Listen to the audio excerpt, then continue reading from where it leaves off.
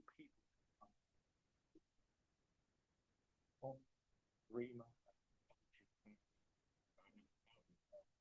because the fans don't doubt either, which is very, very true. And that match is really one of the most toughest to predict this coming Sunday. It's going to be a hell of a contest. Just a quick light side, we're hoping to be on the Joe Hill press pass thing today. It got moved yesterday to the day, so we're hoping to be on it a little bit later on. We're going to get home from the shoot job in order to get it. So fingers crossed on the traffic, we can get home and get on the press. Great. A big thanks to TNA for the invite as well for that. It's very much appreciated as always. Now, Mike Santana. If you remember, Mike Santana and Ali have got a 4 count anywhere matches coming Sunday. There's been a lot of to and fro for those matches. Sorry, from them on those matches, Ali basically Santana drug test. He got Santana brought his friends at Impact who had been sober and they got drunk. So much going on. And this was really an interesting one. This was like an Alcoholics Anonymous meeting. And that was with that person who brought Mike Santana back to square one now. Santana is there. And he said he's woken up to stop running and face the demon. He's a great man. He's talking about the hard times, he's about weaknesses and strength to push forward. And, you know, Ali, who said he made his presence felt in his room, said he's the weakness, and he's the man who runs. And he said Ali's a true addict, because he's addicted. And Mike Santana, I've really loved these kind of skits that TNA have been doing a lot more than like backstage interviews. We don't always need backstage interviews. What we do need is storyline development. That's what TNA have done really, really well. And Mike Santana continues with saying at Rebellion, he comes face to face with a monster, the thing he can't stand, and he's going to have no choice. He says that it is over, and he'll make sure of it. He fights for him, he fights for his friend, and he fights for everyone that hasn't made it to the room yet. He's going to keep on fighting. Really love what Santana's doing on TNA. It's been fantastic to see him. And again, like I've always said, the blue chipper in TNA is Mike Santana, who will no doubt become TNA World Heavyweight Champion 2025. Sorry, Joe, but that's going to happen at some point. That is without question of a doubt. Heather by Elegance was backstage with Maggie Lee and the personal concierge. She FaceTimed Ash by Elegance, who called her incompetent. Now, don't forget, Heather was the one that has put them in the fatal 4-way tag match this coming Sunday for the Knockouts Championships, and they've got a 25% chance of winning. And more importantly, they don't have to be pinned to lose. But the personal concierge say they will do anything in their power to ensure that doesn't happen. We're talking about, you know, interference and such, what like that in the system stuff. Same here with the Elegance. This is what I'm saying about perhaps limit it a little bit, tone it down a bit. You don't always need it. I can understand them needing it. I don't understand the system needing it every tag match. That really makes the system look weak. You can say it's, you know, a numbers thing, but the system shouldn't need to do that every to win. They're very good on their own as a you know, tag team or single. They don't always need the outside influences to get the victory. Now, the Elegance is, like I said, in this situation, slightly different, and you can understand it. But yeah, it needs to be calmed down a little bit. Now, someone has kind of been a bit weird recently is Rosen. We've seen her do, you know, she's kind of been going after Zaya, then she's been helping Zaya. We don't quite know what her plan is or what her motives are. But this week on TNA, she takes on NXT's JC Jane of Fatal Influence, who will be a part of that the four knockouts tag match this coming Sunday, as will Rosemary, I believe. And you know, this was I enjoyed this against a great showcase of both talents. Now, JC Jane obviously not as experienced as Rosemary, so it gives JC Jane, who's been doing some incredible work both on NXT and TNA, Gave her a real good, real good bit of experience going against Rosemary, who's been around a long, long time. They had a great match, and I'm actually corrected reading my notes. They're not in the Fatal 4-Way. More about that in a minute. But JC Jane hits the discus punch for victory, but Jasmine Nix gets involved. And here we go again with the outside interference stuff. Jasmine Nix gets involved, hits the discus punch. JC Jane wins. Fallon Henry, Jasmine Nix grab Rosemary, and JC Jane was kicking her until Leia Ying Lee comes out, and Zaya Brookside comes out and books the 6 knockouts match for Rebellion. 6 knockouts match for Rebellion. 2 teams, Fatal Influence, Leia Ying Lee, Zaya Brookside, and Rosemary. But again, I go back to the issue, which is the interference. It's not needed. They do not need to do it as much. But what we're finding is nearly every match, and it's like, you've got to be able to nullify the interference on TNA side of things. They've got to sort it out. It's becoming too repetitive. We can't have every single match having interference. It just doesn't work for me personally. Listen, it could work for other people, but for me, it doesn't work, and they need to be able to limit the amount of interference are doing. But to the sublime, to the crazy, and this is the Nemeth Brothers. Now, they were invited to the Hardy compound, and Nick and Ryan are driving the car, and we see Willow, Jeff Hardy's alter ego, who welcomes them to the compound, and they pull up at the gate. Matt Hardy's son tells them to come as the gate opens, and they follow him through. And they walk around the compound, and they agree, Nick and Ryan agree to split up. And that is where it's probably the worst thing you could do, right? Nick finds Willow, who says he sees dead people, and starts dancing. He then disappears. Jeff Hardy appears, and he attacks Nick Nemeth, and he took Willow's umbrella, hits Nick with it, but Nick throws sand in his eyes and gets away. They start fighting again, and it's, Nick tries to get powerbomb Jeff Hardy off the roof of the truck. Jeff tries to powerbomb Nick through the roof of the truck. Nick flips it over and goes to the stacked tables. Nick finds a suitcase and opens it to find a tag team belt, which he takes. He enters the Hardy's home, and meanwhile, it cuts to Matt, who's attacking Ryan Nemeth with the other belt on the shelf, and uses it as a great way. It is absolutely nuts what they're doing in this compound. Wolfie's there, Matt Hardy's son, it is just absolute bananas. There is a Goth Ryan shows up with a black hair, and he has a roast with Matt's son's Barty. And Barty asks if he wants to hear a joke, and Ryan says yes, and Barty says his career, which is just absolutely madness. Maxwell's there as well. Maxwell the Great.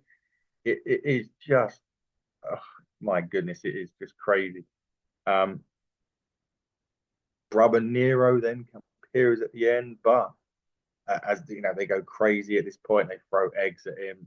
They pull Ryan out of the water. Nick Nemeth shows up with a tag team belts. Matt's chasing him. Ryan attacks Matt, but the Nemeths leave with the championship as Brother Nero appears. Get out of there. But what a crazy match for those two. Great match. Anytime you go to the Hardy compound, it is bananas. And that's exactly what it was this week on Impact. It was crazy. Go and watch it. It's going to be on YouTube somewhere. Or what you can do is download the TNA Plus app. Get it downloaded, get it subscribed, watch your TNA. Get the championship package, and you get all the pay-per-views as well, the archive stuff. You get everything. Go and do that. You're missing out on some great action on TNA. Now, this week, Trey Miguel, after that match earlier on, they're backstage with Ace Austin. Trey is annoyed. He says he can't call Wentz, and obviously Ace can't call Bay. Trey Miguel calls someone, shows his phone to the camera, which says the words Sean Waltman, X-Pac, the 1-2-3 kid. What is going to happen? Is Sean Waltman going to show up at Rebellion on Sunday? This could be, wow, and another amazing moment for TNA if Sean Waltman, who has been in TNA before, could he make his return to TNA this coming Sunday? We'll have to watch it. You have to download TNA Plus to find out. It will be an incredible, incredible moment if Waltman walks back in to the Impact Zone. Tessa Blanchard is going to be in action this week. Yes, she is. She's going to take on former NWA star, who I know very well, Mr. Kate. A really good match, quite quick, but still a really good match. Tessa Blanchard did pick up the victory at the end of this match. She hits the Magnum, then the Buzzsaw. Slamovich appears after the show. They have a brawl. She hits Tessa with a snowplow. She goes after Tessa's arm. Security pull them away. Masha punches one of them in the face. Tessa escapes for now. And then that is the end of that. But those two are on a collision course at Rebellion. I cannot wait to see what happens between those two. We saw footage now for Unbreakable, where Macklin wins the International Championship. Another fantastic vignette. Steve Macklin in front of a bonfire, writing in his notebook. Eric Young was there, saying if it wasn't for Eric, it should be Macklin. Macklin says the same for Eric. They said they'll do it again on Sunday. And Macklin says it will be for his International Championship. So he's defending the International Championship against Eric Young on Sunday. He says he'll see Eric in LA. Young picks up Macklin's notebook and throws it in the fire as he makes an evil comment. That's where the end of that particular vignette. And it is such a good vignette. This is what TNA have been doing really, really good with their vignettes. They're looking strong. I love it. I should say, sometimes you can do too many backstage interviews. Backstage interviews are sometimes fine, don't get me wrong, but I feel as if you're trying to hype something up, vignettes like this with the Santana one as well, and not Hardy Compound, I know it's more of a match or a vignette, but still a great, great thing to do rather than just having someone talk on the microphone. But we come to the main event, and it is Joe Hendry and Elijah versus Frankie Kazarian and Ethan Page. Frankie Kazarian and Ethan Page are Joe Hendry's opponents this coming Sunday at Rebellion. They nicely put in the footage of Joe Hendry making his WrestleMania debut against Randy Orton, and at NXT on Tuesday, where Joe Hendry appeared and had a face-off with Trick Williams and Obafemi. I really enjoyed this tag match. Great back and forth action with this. These four guys actually work really well. I still wonder whether eventually, if Elijah is going to turn on Joe Hendry, I don't know if that's going to happen, but I'm just not sure. I don't trust Elijah. I don't know why. I just have a thing for I don't know. Something tells me Elijah perhaps is just doing what he needs to do. Yeah, maybe a title opportunity in Joe later on. I'm not sure, but nevertheless, Kazarian at this point near the back end of the match was looking for a tag, but Ethan Page wouldn't tag in, so he was just on the outside of the ring. And then Kazarian gets hit with the Hangman's Farewell on Kazarian. Joe Hendry and Kazarian pick up the win to end the go home show for Rebellion on that note, which was actually really, really good. I loved that. Unusual though, I would have expected maybe Kazarian and Ethan Page to pick up the victory on that one though, just because obviously it is, what does that mean? Joe Hendry's losing on Sunday. Sometimes the momentum has to be not with the champion, for the champ to go in and retain. That's generally how they do. But I don't know. But nevertheless, we are now just days away from Rebellion on the TNA Plus app. Like I said, get it downloaded, get subscribed, get on it, and you will not miss a trick on TNA because they are doing some momentous stuff over the last few years, and 2025 is continuing. If the ticket the sales are right from what I see, they could be into one of their biggest gates in many a year on TNA. So let's hope and pray for that. Get your tickets if you're in the LA area. Get an opportunity to go and witness TNA live. You will not be disappointed. Now, the matches are going to be, as I always say, from Wikipedia. So it's going to be a case of we'll run it in that order. And it starts with the Ultimate X match. This is Moose. This is Casey Navarro. This is Leon Slater. This is Matt Cardona. This is Vikingo. And Sidney Akeem, the last man in this, the artist formerly known as Reggie or Scripps in the WWE. This is going to be crazy. Absolutely crazy match. I feel this is going to be. I can't wait for it. I really can't. System involvement in this may or may not occur. There's too much going on. I think, even if they did get involved, there'll probably be too much that would be going on for it to make a massive difference. Maybe I don't know. And I'm torn on this. Part of me thinks Moose is going to win, but part of me wants Leon Slater to finally grab that X Division championship. So I'm going to stick my neck out and say Leon Slater will pick up the victory at Rebellion. I feel as if it's his time. I know Moose has been a great champion. Sometimes the Ultimate X, I think he's done an Ultimate X as well quite recently, when we serves him rightly. I just feel that it's someone else's time, and that somebody else is going to be Leon Slater this coming Sunday. Please, Leon, bring it home for us Brits. Elijah has an open challenge. Now, there has been rumors of 3 international signings for TNA. I don't know if one of them is Sidney Akeem. I don't know who it is. I can't throwing out a guess. I'm going to say someone in Japan. Maybe Jeff Cobb. Jeff Cobb, I think, has left New Japan. So I'll say Jeff Cobb just for it, and I think Jeff Cobb will pick up the victory in that one. That's my pick. It's a random one. I know. I'm not quite sure how what's the word I'm looking for in this. I'm not sure, but anyway, maybe I'm talking too big for my boots when I say Jeff Cobb on there. But that's my pick, and I'll go with Jeff Cobb, and Jeff Cobb pick up the victory. Fatal Influence against Zaya Brookside, Leia Yi, and Rosemary. I'm going to go Fatal Influence on this. I think NXT will pick up the victory here. Will pick up the dub. I just think there's too much insecurity with the other 3. Obviously, as I said before, Rosemary and Zaya Brookside going at it recently. So is there going to be enough, continuity between those two in particular? I'm not sure. So Fatal Influence for me will pick up the victory for TNXT.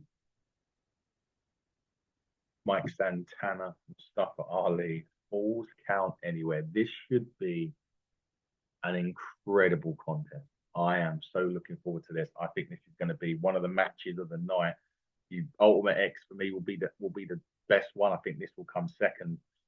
It's going to be an incredible match. These two have been going at it now for some time. I think it's going to be Santana's time. I think Santana needs the victory.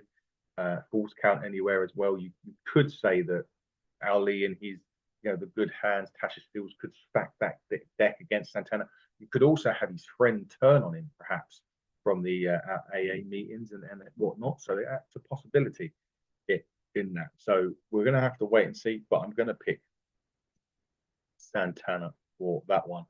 Fatal 4-way tag match for the Knockouts Championship. It's the Elegances, it is the Metaphor, it is Spitfire, and it's Gigi Dolan, Taxon Paisley.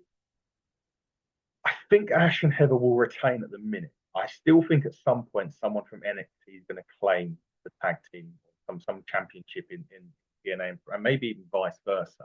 I do really think that will happen. So for me, personally, I think that it's going to be the Elegances will retain on this occasion, and they will go forward. I'm sorry if you can't see me, but the sun is beating through the window at work, so hoping you can. Ash and Heather by Elegance will pick up the victory in that one. Steve Macklin and Eric Young International Championship. I think Macklin retains. I don't see Eric Young beating him at this moment in time. It's too early in Macklin's run. Macklin needs a decent run as international champion, in my opinion, before he drops. So no title change on this one. No title change on the next one either. I think the Hardys will beat the Nemeths. The Nemeths obviously have the championships after coming out of the Hardy compound. But Matt and Jeff Hardy, for me, win that match and retain the championships. Slamovich and Blanchard is just too close to call. I'm going to go DQ victory for Slamovich. I think Tessa will get herself disqualified. I don't think she'll be pinned or made to submit. I think there'll be shenanigans in this one. And I think Tessa will end up getting disqualified or counted out, something along those lines, or maybe even Slamovich counted out. But for me, Slamovich walks out of Rebellion knockout champion. Joe Hendry, Ethan Page, Frankie Kazarian. I think Joe Hendry retains the championship on this. I don't see any reason why Joe Hendry would lose at this stage anyway. Again, very early into his battle reign, of course. I think he's going to go on a bit longer as TNA champion. But to find out, you need to watch Rebellion this coming Sunday live from Los Angeles. Get that TNA Plus app, get it downloaded, get subscribed, and get watching TNA. We will be back on Monday to review it. But until then, everybody, cross that line and stay safe.